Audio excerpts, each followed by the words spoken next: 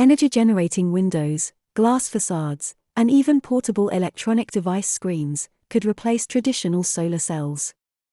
Called dye-sensitized solar cells, or DSCs, these panels generate electricity once stimulated by sunlight or artificial light, behaving like chlorophyll in photosynthesis.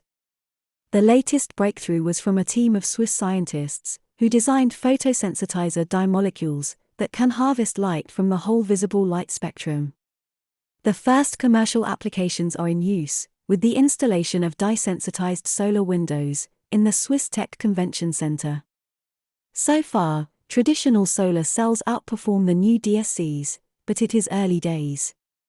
DSCs offer promising prospects for applications as power supply and battery replacement for low-power electronic devices that use ambient light as their energy source. They are pretty simple, easy to produce, and have low toxicity. DSCs are also flexible and affordable. What do you think of this innovation? Let us know your thoughts.